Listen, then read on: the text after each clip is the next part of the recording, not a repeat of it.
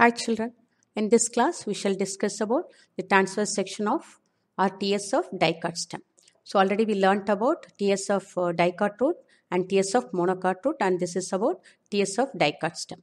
And this is the structure. Here also the basic structures are same. Epidermis is present, cortex is, this is epidermis, and cortex is present. And but here difference is cortex is differentiated into hypodermis, and this is called hypodermis, and it is made up of 3 to 6 layers of collenchyma cells, and it is to support, give mechanical support. And next comes is the middle cortex, and this is what is shaded in green color, which is called middle cortex, and it is made up of chlorenchyma cells. So chlorenchyma, from the name you can understand, it helps in photosynthesis because of the presence of, or due to the presence of green pigment called chlorophyll. So this is the outer layer, which is called epidermis, with the epidermal hairs are present. And this is cortex, and cortex is differentiated into hypodermis, and this is the first part of the hypodermis. This is consisting of 3 to 6 layers of collenchyma cells, and this is to give mechanical support. And next comes is the middle part of the cortex, middle cortex, and this is made up of chlorenchyma cells. And chlorenchyma cells, due to the presence of chloroplast or chlorophyll, it helps in photosynthesis. And below that, this is called the inner cortex, and it is made up of parenchyma cells, and it helps in gaseous exchange, and also it stores food materials. So this is about the cortex. Okay, so am I clear? So this is the first part. This is called epidermis with epidermal hair. And cuticle also, you can understand now, no cuticle and stomata are present in roots, but here in stem cuticle is present over the epidermis, and also epidermal hairs are also present. And then comes the cortex, and cortex is differentiated into hypodermis, middle cortex, and inner cortex. This is hypodermis, and this is middle cortex, and this is called inner cortex. And hypodermis, it is made up of 3 to 6 layers of collenchyma cells, and collenchyma cells to give mechanical support. And this is, from the name we can understand, this is the middle cortex, and it is shaded green in color to show the presence of chlorophyll or chloroplast. So they are chlorenchyma cells that help in photosynthesis. And the lower part, it is called the inner cortex, and it is made up of, you can understand, there are a few layers of cells. These are parenchyma cells, and parenchyma cells are to help in gaseous exchange and also to store food materials.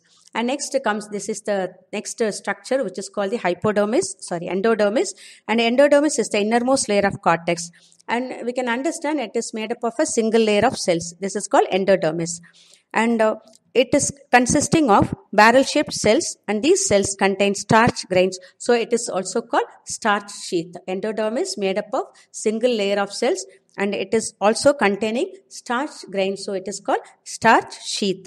Okay. The next comes the stele, and stele we know already. It consists of pericycle and vascular bundle and pith.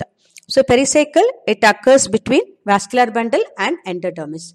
So pericycle, which occurs between the vascular bundle and endodermis, this is called pericycle. And pericycle, it is multi-layered parenchymatous cells. It consists of multi-layered parenchymatous cells with alternating patches of sclerenchyma, which is called this is called pericycle. And next comes the vascular bundles, and vascular bundles are conjoint. You can understand here, this is conjoint. Conjoint means you can understand, already we have learned. And this is xylem, and this blue shaded part is called phloem. So phloem and xylem are arranged on the same radius, which is called conjoint. We have learned it already. And also collateral. This type of arrangement is called collateral because phloem is facing the outside and xylem is facing the center. So this type of arrangement is collateral. And endarch, it is also called endarch. Why it is called endarch means here protoxylem is facing the center, metaxylem is facing the periphery. This type of arrangement is called endarch. And this is also called open. Why it is called open means here you can understand cambium is present. When cambium is present, that vascular bundle is of open type. So this is all about vascular bundle and pith. And this is this is a larger part, and it consists of parenchymatous cells and with intercellular space also present, and this is helpful in storage and food materials. So this is about TS of dicot stem. So we shall once again learn about what are the structures present in the dicot stem. epidermis, cortex and stele. So what have we explained with the diagram? The same thing is given here.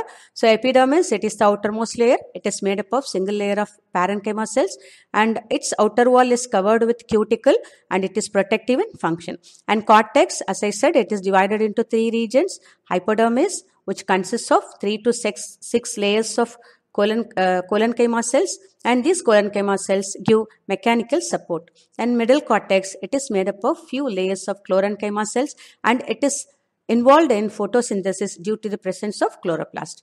And the inner cortex, it is made up of few layers of parenchyma cells. It helps in gaseous exchange and stores food materials. And the endodermis, it's the innermost layer of the cortex. It consists of a single layer of barrel-shaped cells, and these cells contain starch grains. Because of it, it is also called starch sheath. So next one is the stele.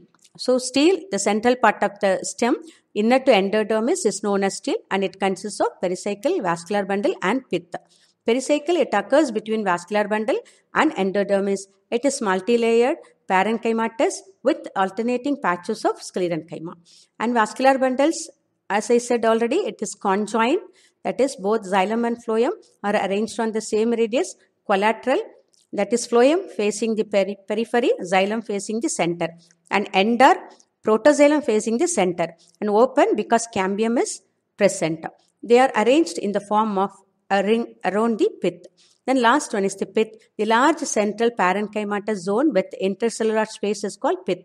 It helps in the storage of food materials. Remember, in dicot root, we learnt already no pith is present, but dicot stem, a spacious pith is present. So we shall move on to the next slide.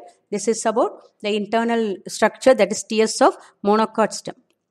Okay, here in monocot stem, again it consists of epidermis. It is little different from what we have learnt about dicot stem. Here in monocot stem, it is little different, with consisting of epidermis, hypodermis, ground tissue, vascular bundle and pith.